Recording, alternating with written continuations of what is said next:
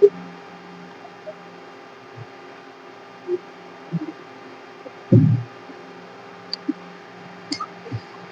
दोस्त, कैसे आप सभी। आशा करता हूँ कि आप सब स्वस्थ, मस्त और तंदुरुस्त होंगे, अपने तैयारी में मस्त होंगे। तो चलिए, आप सभी का स्वागत है हमारे YouTube channel medical study classes पर। और आप लोग, हम लोग, पता है आप लोग इस चैनल को प्रोग्रेस करने में लगे होंगे और like, comment, share and subscribe कर रहे होंगे, अपने दोस्तों में शेयर कर रहे होंगे। और साथ साथ आप लोग अच्छे से पढ़ाई भी कर रहे होंगे, नोट्स भी बना रहे होंगे। तो हमें आशा है और आप लोग जरूर कर रहे होंगे।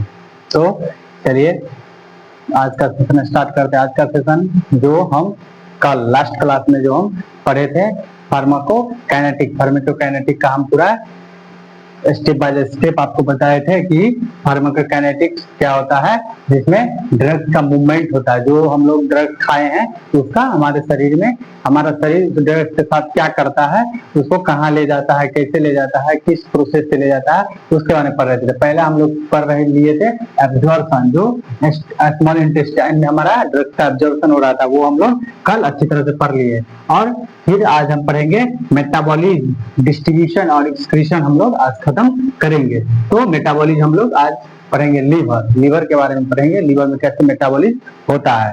तो चलिए, तैयार हो जाइए आप लोग कॉपी पेन लेके। तो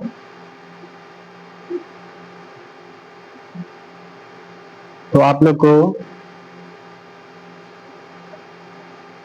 एक सॉन्ग से शुरुआत करते हैं। आप लोग को पता है कि आप लोग को बोरिंग फील ना हो, इसलिए हम कभी मोटिवेशनल सॉन्ग तो कभी मोटिवेशनल लाइन सुना देते हैं, या तो मोटिवेशनल सॉन्ग सुना देते हैं। आज एक आप लोग को सॉन्ग सुनाते हैं। तो रेडी हो जाइए सुनने के लिए। 2 मिनट का सॉन्ग है और इसके बाद स्टार्ट करेंगे हम। सॉन्ग है, तू बात करिया ना मुझसे, चाहे आंखों का पैगाम न ले, पर ये बात न कहना अरे ओ पगले, मुझे देखना तो मेरा नाम न ले। मुझसे तुझसे मेरा दीन धर्म है, मुझसे तेरी खुदाई, तुझसे मेरा दीन धर्म है, मुझसे तेरी खुदाई। तू बोले तो बन जाऊं मैं, बुलेर सा खुदा खुदाई। मैं भी नाचू मनाऊं शोर यार, तो चलूं मैं तेरी राह बोलिया। मैं भी नाचू, मैं भी नाओ शोर यार को, चलो मैं तेरी राह बोलिया। मैं भी नाचोरी जाऊं शोर यार को, करूँ ना परवाह बोलिया। तो चलिए, इस सॉन्ग के साथ अपनी सेशन को स्टार्ट करते हैं बिना टाइम कमाए हुए। तो आज हम लोग क्या पढ़ेंगे, मेटाबॉलिज्म। मेटाबॉलिज्म क्या है आप लोग को बता देते हैं। तो metabolism, drugs is the chemical changes हो जाता है। किसका? ड्रग्स का केमिकल चेंज हो जाता है of drugs in the body में। हमारे जो ड्रग्स हम लोग लिए हैं, ओरली जो खाए हैं, वो हमारा इसोफेगस से स्टोमक में जाता है, स्टोमक से फिर यहाँ इंटेस्टाइन में ऑब्जर्व होता है, इंटेस्टाइन में ऑब्जर्व किया पोर्टल वेल के द्वारा हमारा कहा जाता है, लीवर में जाता है। तो लीवर में जाने के बाद क्या होता है, वहां पर केमिकल अल्टरेशन यानी कि केमिकल चेंजेस होता है in the body of, convert करता है it into a form that can be easily secreted.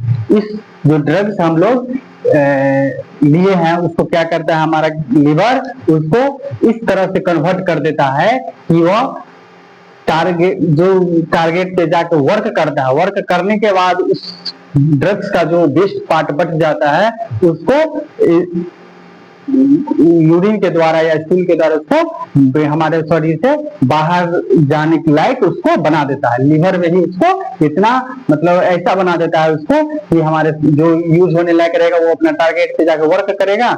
जो ड्रग्स जिस टारगेट से लिए हैं जो ड्रग्स को, वो उस टारगेट पे जाकर वर्क करेगा, जो उसका वेस्ट पार्ट बचा रहेगा वो क्या करेगा, फिर से वो हमारे बॉडी से बाहर चला जाएगा। तो हमारा लीवर उसको इस तरह से कन्वर्ट कर देता है, उस ड्रग्स को इस तरह से केमिकल चेंजेस कर देता है कि वह टारगेट पर वर्क करके जो उसका वेस्ट पार्ट बच जाएगा वो उधरे से उधरे बाहर भी हो जाता है। इस तरह से हमारा क्या करता है, लीवर को कन्वर्ट कर देता है, किसको, ड्रग्स को, केमिकल चेंजेस करता है। Usually convert lipid soluble drugs into more water soluble metabolism. Metabolites मतलब क्या करता है, कन्वर्ट करता है। लिपिड सोल्यूबल जो ड्रग्स है उसको क्या करता है, उसको पूरी तरह से वाटर सोल्यूबल के फॉर्म में उसको चेंज कर देता है। क्यों चेंज करता है, क्योंकि उसको यूरिन के थ्रू उसको बॉडी से बाहर जाने के लिए उसको ऐसा फॉर्म में ला देता है, वाटर सोल्यूबल कर देता है। So they can be remove through urine. इसको यूरिन के द्वारा बाहर निकलने के लिए ऐसा फॉर्म में उसको रूप में बना दिया जाता है। कहाँ, लीवर में।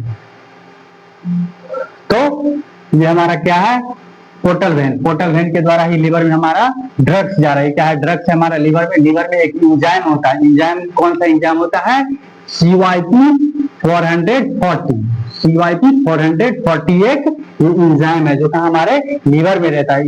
इस इंजाइम पे क्या काम है कि कैटालाइज करता है। यानी कि आपको पता है कि मेटाबॉलिज्म का मतलब क्या होता है, सिंपल भाषा में समझिए कि जैसे कोई हम खाना खाते हैं तो उसका भी क्या होता है, मेटाबॉलिज्म होता है। तो उस खाना को क्या करता है, मेटाबॉलिज्म करके एंजाइम सब उससे जो प्रोटीन होता है वो एब्जॉर्ब कर लेता है, प्रोटीन को खाने से एब्जॉर्ब कर लेता है। फिर जो वो वेस्ट पार्ट बच जाता है वो कहाँ चला जाता है, जो वेस्ट पार्ट जो बचा होता है वो स्टूल के द्वारा यानी कि मल मूत्र के द्वारा वो फिर हमारे शरीर से बाहर आ जाता है। वो जो प्रोटीन जो यूज एब्जॉर्ब कर लेता है वो एंजाइम इसको भोजन को कैटालाइज करके उसमें से जो प्रोटीन होता है उसको एब्जॉर्ब कर लेता है और जो वेस्ट पार्ट बच जाता है वो स्टूल के द्वारा बाहर। तो सही, हम जो कोई ड्रग्स खाते हैं, ड्रग्स लेते हैं ओरली मुंह से, तो क्या करता है उसको मेटाबॉलिज्म करके उसमें से उसको कैटालाइज करता है। जो लीवर में एंजाइम होता है CYP450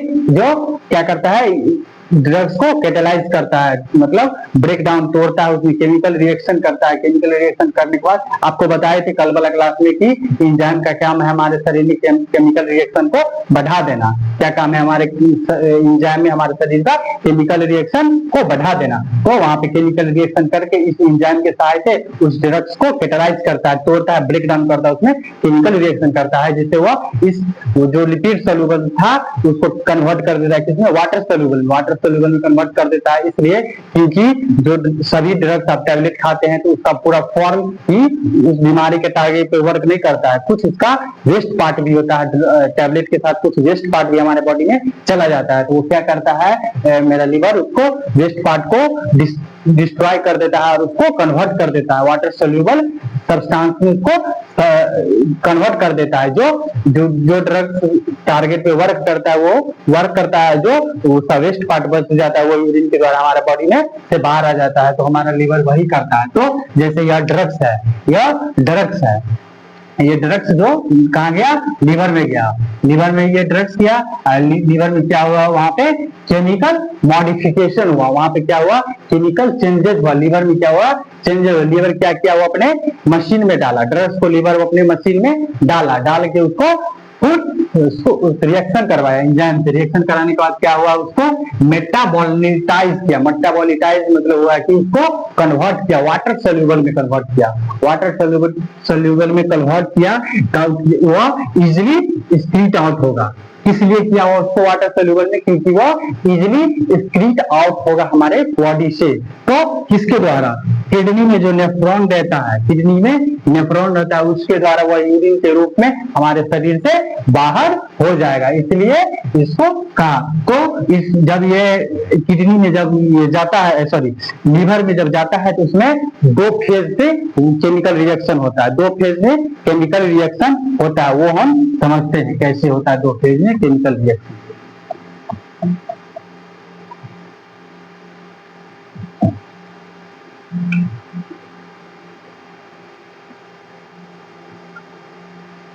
पहला फेज में क्या होता है,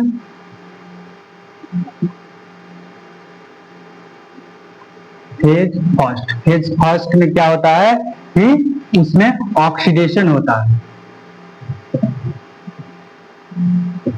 ऑक्सीडेशन होता है, फिर रिडक्शन होता है,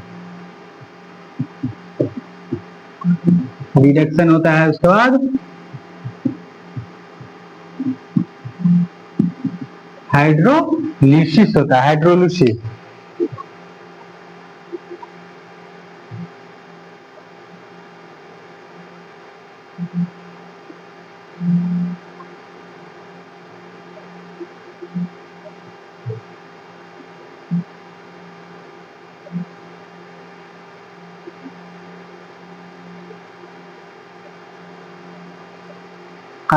पहला जो ड्रग्स हमारे लिवर में गया, लिवर में क्या हुआ, वहां पे उसका एंजाइम क्या क्या केमिकल रिएक्शन करवाया, केमिकल रिएक्शन मतलब वहां पे कैटालाइज हुआ, कैटालाइज कैसे हुआ, तो वहां पे एक आप लोग पढ़े होंगे केमिस्ट्री में पढ़े होंगे ऑक्सीडेशन, ऑक्सीडेशन मतलब हो गया क्या कि यहाँ पे ऑक्सीजन को ऐड करता है,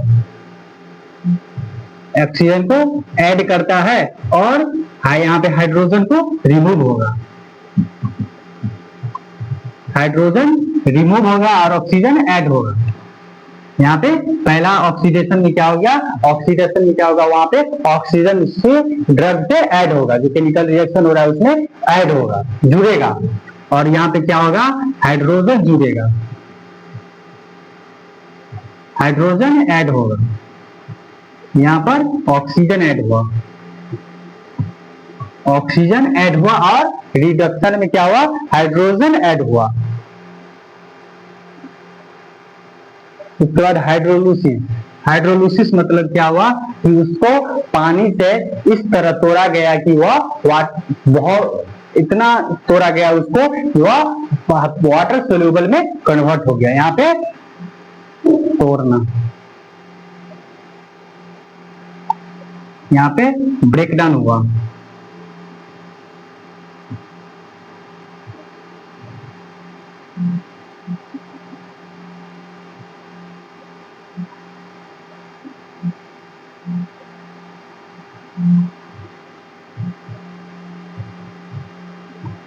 ब्रेकडाउन फ्रॉम वाटर मतलब हाइड्रोलिसिस प्रोसेस में पहला प्रोसेस क्या हुआ, फेज वन में, दो फेज में होता है, तो पहला फेज में हम बताए आपको कि पहला ऑक्सीडेशन होगा, दूसरा रिडक्शन होगा, तीसरा हाइड्रोलिसिस होगा। किसके साथ होगा, जो ड्रग्स हम लिए हैं, जो लीवर में क्या है मेटाबॉलिज्म करने के लिए, उसके साथ पहला ऑक्सीडेशन होगा, यानी कि उसमें ऑक्सीजन ऐड होगा, फिर रिडक्शन होगा, हाइड्रोजन जुड़ेगा, यहाँ पे हाइड्रोजन जुड़ेगा, उसके बाद फिर क्या होगा, उसका पानी से इतना ब्रेकडाउन करेगा, उतना ब्रेकडाउन करेगा कि वह पूरी 100% हुआ वाटर सोल्यूबल के रूप में आ जाएगा, जो आसानी से हमारे बॉडी से बाहर आ सकता है, इसलिए उसको हाइड्रोलिसिस करवाया जाता है। उसके बाद सेकेंड फेज देखते हैं।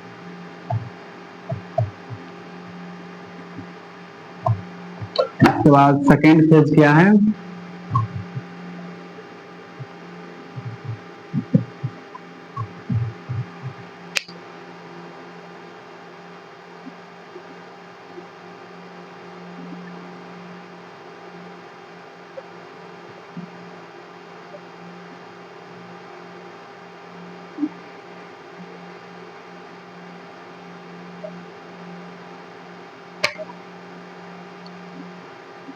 फिर वो दवा सेकेंड फेज में जाता है, सेकेंड फेज में क्या जाता है, तो क्या होता है, वहां पर एक मॉलिक्यूल से, वहां से एक मॉलिक्यूल से जुड़ता है, एक मॉलिक्यूल से जुड़ता है, यहाँ पे क्या होता है,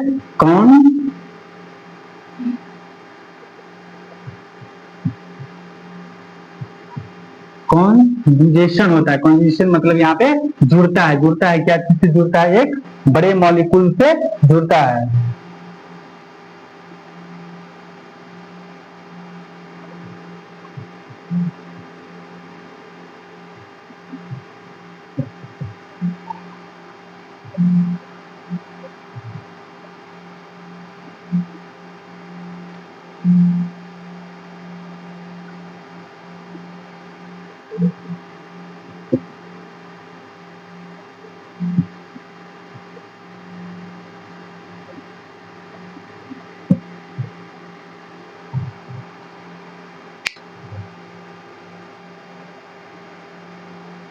तो सेकेंड फेज फर्स्ट फेज में क्या देखिए, ऑक्सीजन जुड़ रहा था, फिर हाइड्रोजन जुड़ रहा था, फिर हाइड्रोलिसिस से वह ब्रेक डाउन हो रहा था, पानी से टूट रहा था, ब्रेक डाउन कर रहा था उसको। और सेकेंड फेज में हम लोग देख रहे हैं कि उसमें कंजुगेशन हो रहा है, मतलब वहां पे जुड़ रहा है, क्या जुड़ रहा है, एक मॉलिक्यूल जुड़ रहा है, मॉलिक्यूल जुड़ रहा है, कौन सा मॉलिक्यूल, ग्लूकोरोनिक एसिड या सल्फेट उसमें ऐड हो रहा है, ड्रग्स के साथ ऐड हो रहा है। इस मॉलिक्यूल को ऐड होने से क्या होता है कि ड्रग बहुत ही वाटर सोल्यूबल हो जाता है, पानी में इतना घुलने वाला हो जाता है, बहुत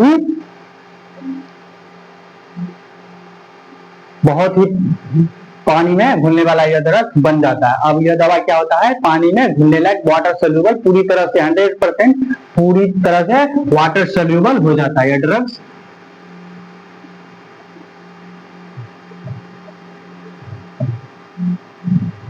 वाटर सोल्यूबल हो जाता है यह ड्रग्स। अब क्या होता है, पूरी तरह से वाटर सोल्यूबल हो जाता है। वाटर सोल्यूबल होने के बाद यह हो जाता है, अब वाटर सोल्यूबल हो गया, अब इसको आसानी से बाहर आ सकता है। तो हमारा लीवर का क्या काम था कि क्या किया, हमारा लीवर के पास एक एग्जाम था CYP 450। CYP एक एंजाइम था, एंजाइम का काम क्या है कि हमारे शरीर के रिएक्शन को इंक्रीज करा देना, बढ़ा देना। तो हमारे जो हम लोग ड्रग्स लिए वो हमारे लीवर के मशीन में गया, मशीन में क्या हुआ, उसका रिएक्शन हुआ, दो फेज में हुआ, दो फेज। पहला फेज में क्या होगा, उसमें ऑक्सीडेशन हुआ, ऑक्सीडेशन मतलब यानी कि ऑक्सीजन का ऐड होना, और रिडक्शन हुआ, रिडक्शन मतलब क्या हुआ कि हाइड्रोजन का ऐड होना। फिर हाइड्रोलिसिस हुआ, मतलब कि हाइड्रोलिसिस का मतलब हुआ उस ड्रग को पानी के साथ इतना तोड़ा गया कि वह पानी में घुलने लायक हुआ, मतलब तोड़ा गया, उसको पानी के साथ उसको ब्रेक डाउन किया गया बहुत उसको। उसके बाद सेकेंड फेज में गया, वो ड्रग क्या हुआ, सेकेंड फेज के रिएक्शन में गया। सेकेंड फेज में क्या हुआ, इसमें एक कॉन्जुगेशन हुआ, कॉन्जुगेशन मतलब जोड़ना होता है, कॉन्जुगेशन जोड़ना मतलब कॉन्गुरोनिक ग्लूकोरोनिक एसिड उसमें ऐड हुआ या सल्फेट ऐड हुआ। सल्फेट ऐड होने के बाद ये ऐड होने के बाद क्या हुआ कि वह ड्रग्स पूरी तरह से वाटर सोल्यूबल हो गया, पूरी तरह से वाटर सोल्यूबल हो गया। अब हम चलते हैं, तो हो गया, वाटर सोल्यूबल हो गया।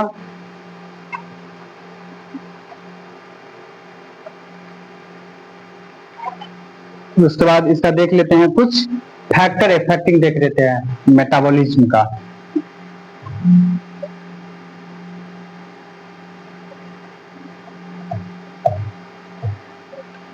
इसका कुछ फैक्टर इफेक्टिंग देख लेते हैं।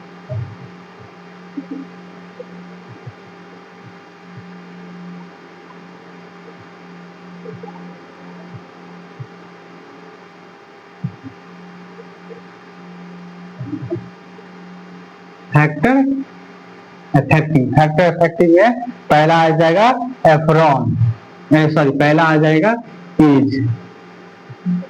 एज पे हम देखेंगे, एज पे कैसे है, तो एज में फैक्टर इफेक्टिव पहला आएगा एज में क्या होगा कि newborn have immature liver enzyme, मतलब जैसे कोई जन्मजात बच्चा है उसका लीवर क्या हो गया, इमेच्योर होगा, इमेच्योर हो जाएगा तो उसमें अच्छी तरह से ड्रग्स का मेटाबॉलिज्म नहीं होगा, तो यह भी एक एज के अनुसार फैक्टर इफेक्टिव हो सकता है। और दूसरा है एल्डर हैव स्लो मेटाबॉलिज्म, मतलब कोई बूढ़े आदमी है उसका फिर लीवर का एंजाइम जो है पर उसका स्लो डाउन, उसका वर्क जो है लीवर का एंजाइम का वर्क डाउन कम हो जाता है, स्लो डाउन हो जाता है, उसमें भी मेटाबॉलिज्म की कम हो सकती है। तो यह फैक्टर इफेक्टिव एज है, न्यूबॉर्न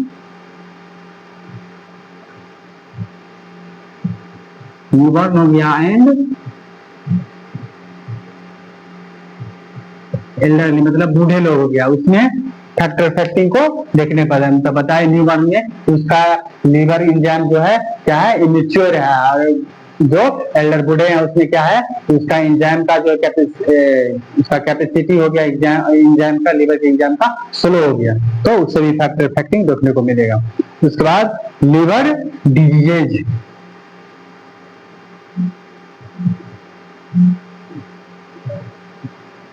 लीवर डिजीजेज के कारण भी फैक्टर इफेक्टिव हो सकता है। उसके बाद डाइट मतलब जो वो क्या खाना खा रहा है, अच्छी खाना खा रहा है या ठीक खाना खा रहा है, या वो होता है ना कि ज्यादा मसाला ऑयली फूड सब खाते रहता है, उससे भी उसको ऑयली फूड सब खाते रहता है, उससे भी उसको लिवर डैमेज होने का खतरा रहता है। जैसे स्मोकिंग, यह वेरी डेंजरस है।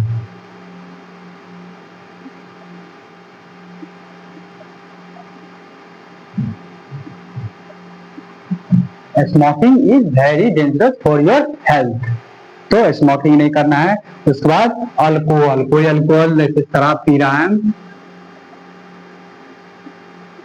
अल्कोहल के कारण भी यह भी एक फैक्टर इफेक्टिंग का कारण हो सकता है। किसका? मेटाबॉलिज्म का। तो हमने देखी एज के लिए, एज से कैसे फैक्टर इफेक्टिंग हो रहा था मेटाबॉलिज्म का, लिवर डिजीज से, डाइट से, स्मोकिंग से, अल्कोहल से, तो इससे भी देख सकते हैं। चलिए अब हम लोग आगे बढ़ते हैं।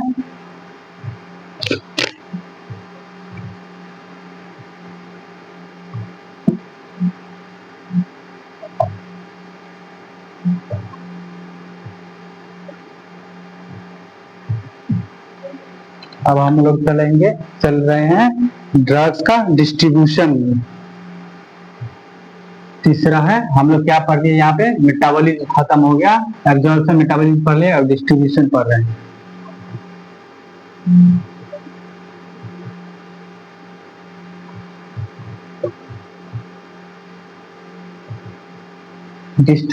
डिस्ट्रीब्यूशन क्या है? जैसे ये हमारा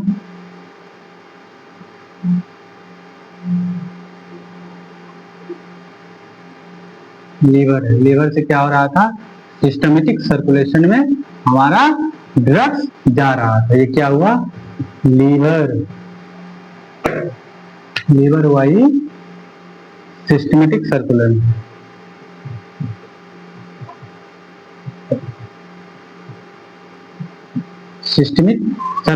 सिस्टमिक सर्कुलेशन में हमारा ब्लड, सॉरी हमारा ड्रग्स जो है लीवर से क्या आ जाता है, सिस्टमेटिक सर्कुलेशन। सिस्टमेटिक सर्कुलेशन मतलब हो गया कि जैसे वही हार्ट से ब्लड कहाँ गया, आर्टरी में गया, आर्टरी से कहाँ गया, टिश्यू में गया, टिश्यू से फिर कहाँ आया, टिश्यू से कहाँ आया, वेन में आया, वेन से फिर कहाँ गया, वापस हार्ट में गया। तो यह प्रोसेस हमेशा हमारे बॉडी में चलते रहता है, हार्ट से आर्टरी, आर्टरी से टिश्यू, टिश्यू से वेन, वेन से फिर हार्ट, फिर ऐसा ही हमारा ड्रग्स घूमते रहता है। सिस्टमेटिक सर्कुलेशन में ऐसा ही हमारा ब्रेन घूमते रहता है, फिर उसका टारगेट जहाँ पे रहता है वहां पे जाके फिर वर्क करता है। तो सिस्टमेटिक सर्कुलेशन मतलब यही हुआ। तो इसी से हमारा ड्रग्स डिस्ट्रीब्यूशन हो रहा है। तो सिस्टमेटिक सर्कुलेशन में कैसे, तो drugs distribution is the reversible transfer. Reversible बताए ना आपको, किडनी हार्ट से कहाँ आया, हार्ट से कहाँ गया, आर्टरी में, आर्टरी से कहाँ गया, हमारे टिश्यू में गया, टिश्यू से क्या हुआ, हमारे वेन में गया, वेन में क्या फिर गया, वो टिश्यू से फिर वेन में, वेन से कहाँ गया, फिर हार्ट में। तो reversible transfer of the drugs from the blood stream into the tissue, blood stream और टिश्यू में घूमते रहता है, and the body fluid and they block into the back into the blood, और फिर ब्लड से बैक से ब्लड में आता है, फिर ऐसा रिवर्सेबल होता है। तो हम लोग देखते हैं कैसे हो रहा है। तो जैसे एक मिनट,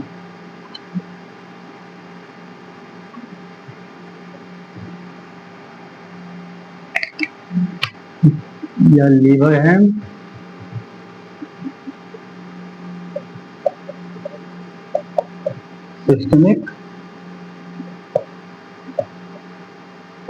सिस्टमेटिक सर्कुलेशन में क्या हो रहा है, हमारा डिस्ट्रीब्यूशन होगा। तो हम लोग क्या पढ़ रहे हैं अभी, डिस्ट्रीब्यूशन पढ़ रहे हैं। तो जैसे हमारा लीवर में यह ड्रग्स है, लीवर में ड्रग्स है, तो यह ड्रग्स लीवर के द्वारा कहाँ गया, लीवर के द्वारा हमारा सिस्टमेटिक सर्कुलेशन में ड्रग्स गया। ये क्या है, ड्रग्स है जो यहाँ सिस्टमेटिक सर्कुलेशन में गया। अब सिस्टमेटिक सर्कुलेशन में क्या होता है कि वह ऑटोमेटिक वर्क नहीं करता है, उसमें क्या होता है, एक ट्रांसपोर्टर होता है। वहां पे क्या होता है, एक प्रोटीन होता है, यहाँ पे क्या होता है, एक प्रोटीन है जो ड्रग्स को लेके जाता है। यहाँ पे क्या होता है,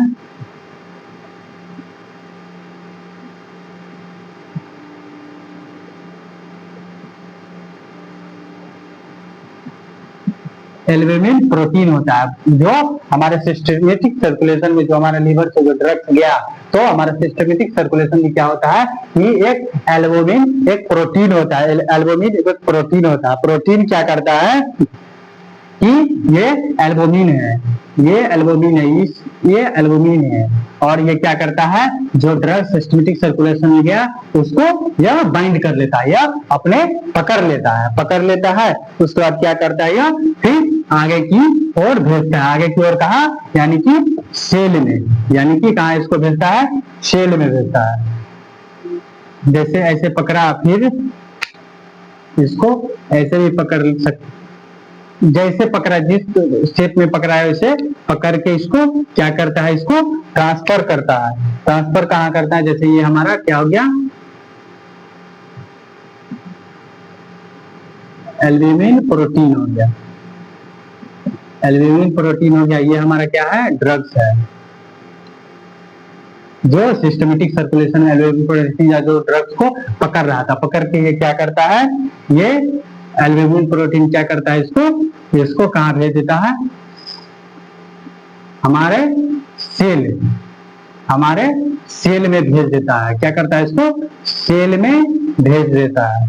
जो ड्रग्स को पकड़ा उसको क्या करता है, सेल में भेज दिया, सेल में भेज देता है। ये क्या है, हमारा सेल है। तो हम लोग क्या देखे कि डिस्ट्रीब्यूशन हो रहा है। डिस्ट्रीब्यूशन कहाँ हो रहा है, हमारे सिस्टमेटिक सर्कुलेशन से। सिस्टमेटिक सर्कुलेशन में जो हमारा लीवर से जो ड्रग्स गया तो हमारा सिस्टमेटिक सर्कुलेशन में एक प्रोटीन रहता है, एल्ब्यूमिन प्रोटीन रहता है। एल्ब्यूमिन प्रोटीन क्या करता है, उस ड्रग्स को बाइंड करके पकड़ता है, और पकड़ के वो फिर क्या करता है, उसको हमारे सेल में ऑटोमेटिक नहीं जाता है, हमारे सिस्टमेटिक सर्कुलेशन से हमारे सेल में वो ड्रग्स नहीं जाता है। तो नहीं जाता तो क्या करता है, एक प्रोटीन एल्ब्यूमिन प्रोटीन रहता है, एल्ब्यूमिन प्रोटीन उसको पकड़ता है, उसको सेल में एब्जॉर्ब करवाता है, एब्जॉर्ब कराता है। तो हम लोग ये देख लिए, तो डिस्ट्रीब्यूशन हमारा खत्म हो गया। तो डिस्ट्रीब्यूशन हमारा खत्म नहीं हुआ। इसका फैक्टर इफेक्टिंग थोड़ा बता देते हैं, क्या क्या फैक्टर इफेक्टिंग हो सकता है।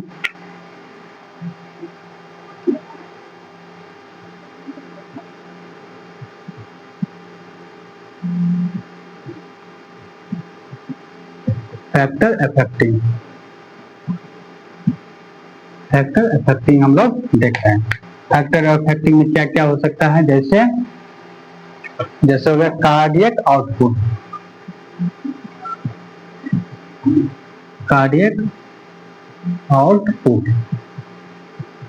आउटपुट में कैसे फैक्टर इफेक्टिव होता है, अगर कार्डियक आउटपुट किसी का अगर कार्डियक आउटपुट यानी कि बढ़ा है, यानी कि इंक्रीज है तो उसको क्या, जब कार्डियक आउटपुट इंक्रीज है तो क्या होगा, सिस्टमेटिक सर्कुलेशन भी, ड्रग का डिस्ट्रीब्यूशन भी जल्दी होगा। क्यों होगा, क्योंकि जब कार्डियक आउटपुट अगर इंक्रीज है तो हमारा क्या होगा, ब्लड जो है ना, ब्लड का फ्लो इंक्रीज है, ब्लड फ्लो है इंक्रीज है, तो ब्लड फ्लो इंक्रीज रहेगा तो ड्रग्स का डिस्ट्रीब्यूशन भी, तो हमारा ड्रग्स का डिस्ट्रीब्यूशन किससे हो रहा है, ब्लड के द्वारा हो रहा है। तो अगर ब्लड का बहाव अगर तेजी है तो ड्रग्स भी तेजी से भागेगा। तो ये हमारा कार्डियक आउटपुट का इंक्रीज होना भी एक फैक्टर इफेक्टिंग का कारण है। तो अगर कार्डियक आउटपुट इंक्रीज है तो फिर डिस्ट्रीब्यूशन भी इंक्रीज होगा, डिस्ट्रीब्यूशन भी इंक्रीज होगा। कार्डियक आउटपुट इंक्रीज है तो डिस्ट्रीब्यूशन भी इंक्रीज होगा, यह भी फैक्टर इफेक्टिंग का कारण है। और लोकल ब्लड फ्लो, तो आपको पता है कार्डियक आउटपुट इंक्रीज है यानी कि ब्लड फ्लो भी, और किसी का ब्लड फ्लो इंक्रीज है, किसी को शरीर में अधिक ब्लड है, मतलब पूरा हेल्दी है तो उसका फ्लो अधिक हो रहा है, ब्लड उसका फ्लो उसके बॉडी में अधिक हो रहा है, तो उसके वजह से भी डिस्ट्रीब्यूशन, ब्लड फ्लो अधिक है तो फिर डिस्ट्रीब्यूशन भी अधिक होगा। तो यह सब फैक्टर इफेक्टिंग का कारण है। तो चलिए अब हम लोग चलते हैं लास्ट टॉपिक एक्सक्रीशन पे चलते हैं। तो हम लोग क्या देखेंगे, लास्ट है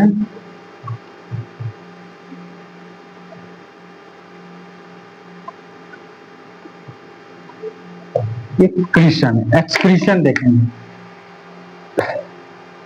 एक्सक्रीशन कहाँ कहाँ से होता है पहले ये देख लेते हैं। मेन पार्ट एक्सक्रीशन कहाँ कहाँ से हो सकता है। एक्सक्रीशन किडनी से हो सकता है, स्वीटिंग से हो सकता है, बाइल से हो सकता है, बाइल जूस से हो सकता है, उसके बाद टीयर से हो सकता है, उसके बाद स्वेटिंग को लिख लिए, स्वेटिंग किडनी, और सलीवा से भी हो सकता है, और मिल्क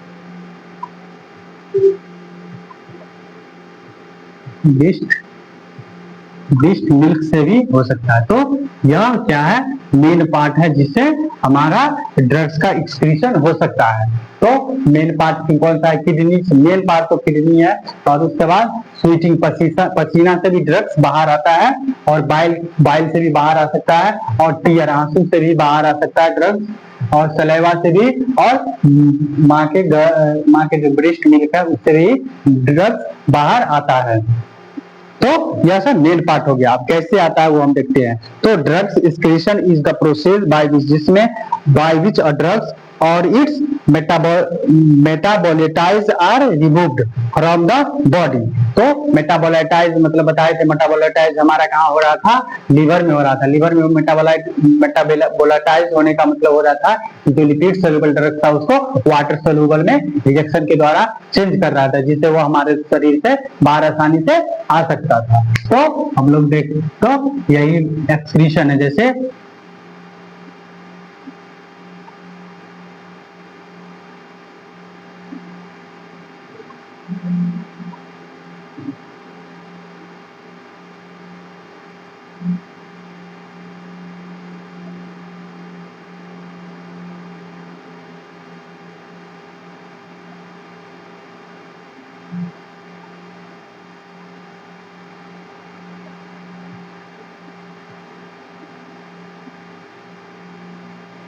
तो जैसे यह नेफ्रॉन किडनी में भी हमारे कहाँ बनता है, यह नेफ्रॉन में बनता है।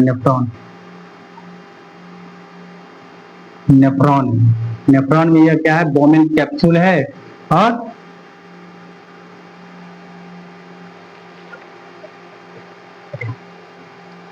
बोमेन कैप्सूल है, यह क्या है, कलेक्टिंग डक्ट है। इसी के द्वारा हमारा यूरिन हमारे शरीर से बाहर जाता है। तो क्या एक्सक्रीशन क्या है, तो excretion is the process by which the drugs और its metabolites are removed from the body. हमारे बॉडी से जो ड्रग्स का वेस्ट पार्ट होता है वो हमारे बॉडी से बाहर जाता है। किसके द्वारा, यूरिन के द्वारा। यूरिन कहाँ बनता है, हमारे किडनी के नेफ्रॉन में बनता है। फिर स्वेटिंग पसीना से भी बाहर आ सकता है, बाइल से भी बाहर आ सकता है, टीयर से भी बाहर आता है, सलेवा से, और कभी कभी ब्रेस्ट मिल्क से भी बाहर आ जाता है। जो हम लोग एक्सक्रीशन को खत्म कर दिए। तो हमारा ये टॉपिक फार्माकोकाइनेटिक कंप्लीट हो गया। पूरी तरह से अच्छी तरह से हमने समझा दिया।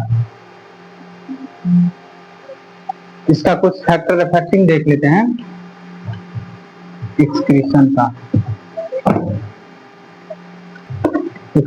का फैक्टर इफेक्टिंग क्या क्या हो सकता है।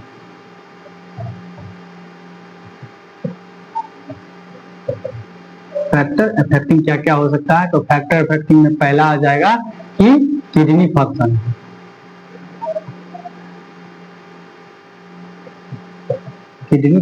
आ जाएगा। उसके बाद क्या होगा, एज, इसमें एज पे भी डिपेंड करेगा, किडनी फंक्शन पे डिपेंड करेगा, और डिजीज स्टेट,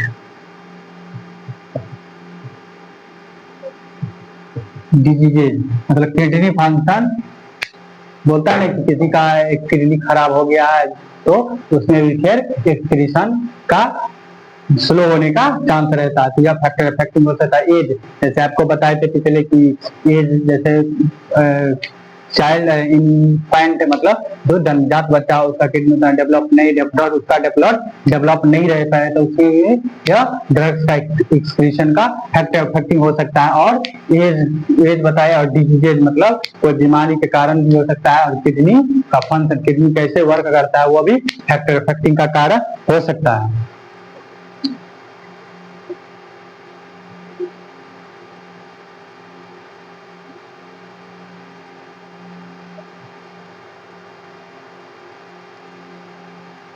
तो एक थोड़ा थोड़ा सा एक टॉपिक है वो देख लेते हैं। छोटा टॉपिक है ड्रग इंटरेक्शन।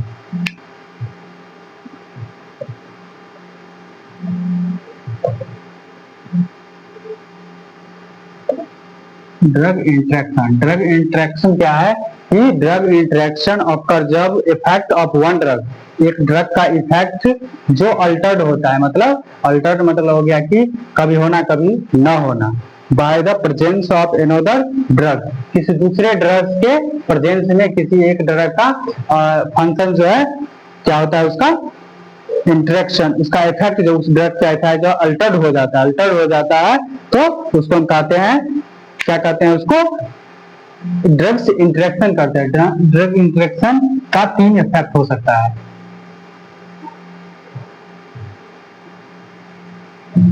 क्या क्या हो सकता है?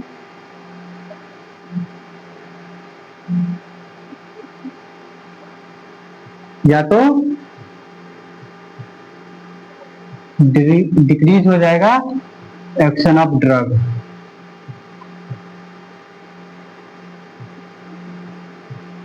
डिक्रीज होगा ड्रग का एक्शन, या फिर इंक्रीज होगा।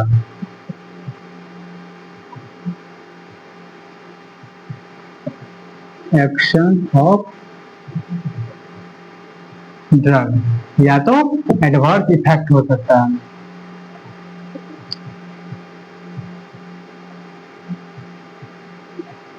मतलब ड्रग का इंटरेक्शन का 3 इफेक्ट हो हमारे बॉडी पे। जैसे एक ड्रग्स है जो ड्रग्स इंटरेक्शन ऑकर जब ड्रग्स इंटरेक्शन ऑकर होता है जब इफेक्ट ऑफ वन ड्रग, एक ड्रग्स का इफेक्ट अल्टर्ड हो जाता है प्रेजेंस ऑफ एनोदर ड्रग, एक मतलब कि किसी ए ड्रग्स है, मतलब ए ड्रग्स है और यह बी ड्रग्स है, इसका इफेक्ट जो है इस ड्रग्स के कारण, इसका इफेक्ट इस ड्रग्स के कारण क्या हो गया, डिक्रीज हो गया, मतलब कम या रिड्यूस, मतलब काम ही नहीं कर रहा, काम नहीं कर रहा है तो इसका 3 इफेक्ट हो सकता है, बड़ा इफेक्ट हो सकता है। या तो क्या होगा कि डिक्रीज एक्शन ऑफ ड्रग्स, या तो इस ड्रग का एक्शन कम हो जाएगा, या फिर इस ड्रग्स का एक्शन बढ़ जाएगा, या तो कभी कभी एडवर्स इफेक्ट हो सकता है। अब इस ड्रग्स का इफेक्ट इस पे वर्क किया, मतलब किया तो क्या होगा, यह डिक्रीज होगा इफेक्ट, अगर नहीं किया तो ये फिर इंक्रीज हो जाएगा, और फिर कभी कभी कुछ नहीं हुआ तो अगर दोनों का इफेक्ट अगर सेम रहेगा बॉडी में तो क्या होगा, एडवर्स इफेक्ट भी हो सकता है, बहुत बड़ा इफेक्ट हो सकता है। तो ड्रग इंटरेक्शन यही था हमारा जो कंप्लीट हो गया।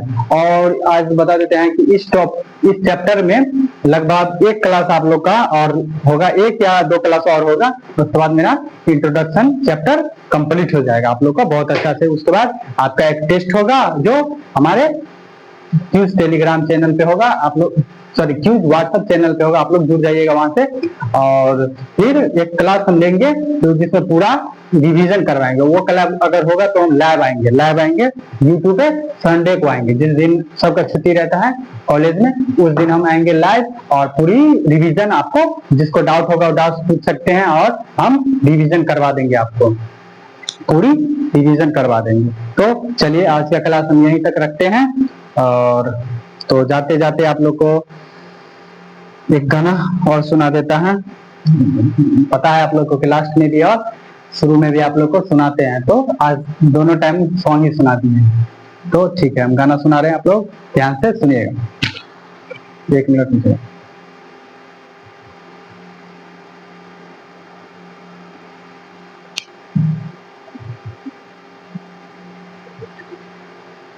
तो स्टार्ट करते हैं। मजबूर हुई जब दिल की दुआ तो हमने दवा से काम लिया, वो नब्ज नहीं फिर थमने दी जिस नब्ज को हमने थाम लिया।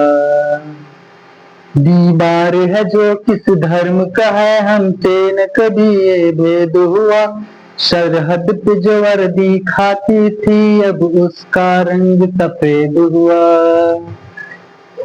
तेरी मिट्टी में मिल जावा गुल बन के मैं खिल जावा, इतनी सी है दिल की आरज़ू।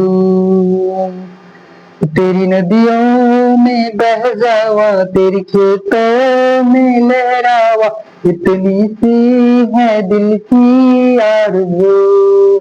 तो यह गाना आप ही लोग के लिए था। तो थैंक यू। आज का क्लास हम यहीं तक रखते हैं और आप लोग के लिए मेहनत करते हैं तो आप लोग भी हमारे लिए थोड़ा सा मेहनत कीजिए कि हमारे चैनल को अपने दोस्तों में अपने रिलेटिव में शेयर कीजिए, कमेंट कीजिए, लाइक कीजिए और आप लोग सभी सोशल मीडिया प्लेटफॉर्म से जुड़ जाइए। जैसे टेलीग्राम पे हमारा नोट्स जाता है तो वहां से आप लोग नोट्स डाउनलोड करके आप लोग नोट्स बना सकते हैं और चीज के लिए आप लोग व्हाट्सएप चैनल से जुड़ सकते हैं।